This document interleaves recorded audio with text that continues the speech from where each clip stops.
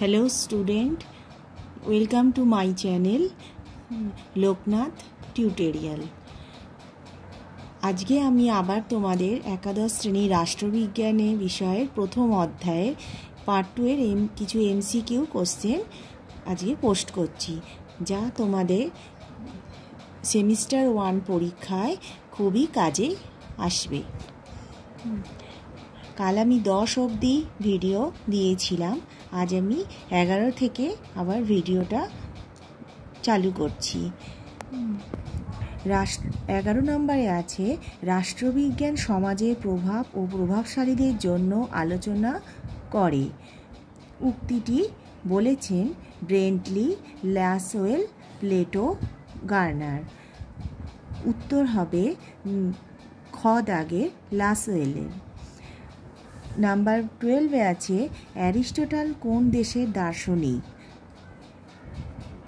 ক দাগে আছে ভারত, ক্ষয় আমেরিকা, গয় ইটালি, ঘয় গ্রিস। সঠিক উত্তরটি হবে ঘ দাগের গ্রিস।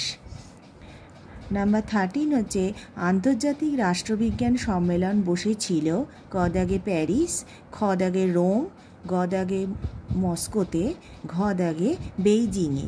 সঠিক উত্তরটি হবে ক দাগে প্যারিসে। নাম্বার 14 কত খ্রিস্টাব্দে আন্তর্জাতিক রাষ্ট্রবিজ্ঞানের সম্মেলন বসেছিল?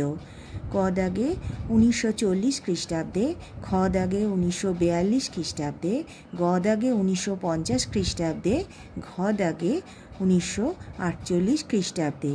সঠিক উত্তরটি হল ঘ দাগে 1948 খ্রিস্টাব্দে। নাম্বার 15 রাষ্ট্রবিজ্ঞান শব্দটি প্রথম ব্যবহার করেন ক দাগে প্লেটো, খ দাগে অ্যারিস্টটল, গ দাগে সক্রেটিস, ঘ দাগে গার্নার। সঠিক উত্তরটি হল খ দাগে অ্যারিস্টটল।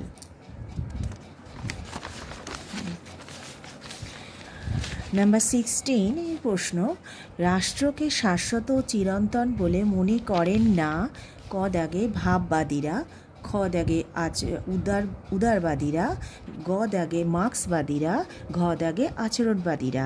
সঠিক উত্তরটি হলো মার্ক্সবাদীরা।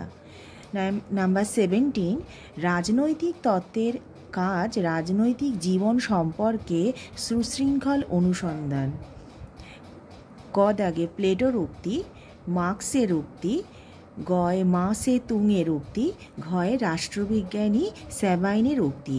সঠিক উত্তরটি হল ঘ দাগে রাষ্ট্রবিজ্ঞানী স্যাবাইনের উক্তি।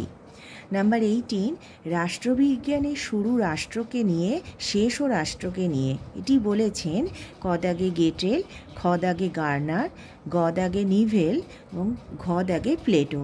সঠিক উত্তরটি হল গার্নার। নাম্বার 19 রাষ্ট্রবিজ্ঞানের শ্রেষ্ঠ সংজ্ঞা লিখেছেন ক দাগে গেটেল, খ দাগে গার্নার, গ দাগে জেলিনেক, ঘ দাগে ব্লুমসলি। সঠিক উত্তরটি হবে খ দাগে গার্নার।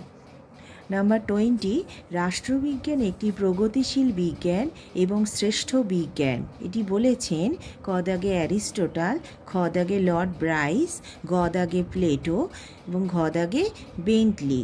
সঠিক উত্তরটি এখানে হবে খ দাগে লর্ড ব্রাইস। তোমরা যদি এই রকম আরও প্রশ্ন পেতে চাও তাহলে আমার চ্যানেলটাকে সাবস্ক্রাইব করবে এবং তাড়াতাড়ি নোটিফিকেশান পাওয়ার জন্য আমাকে লাইক এবং শেয়ার বেশি বেশি করে করবে।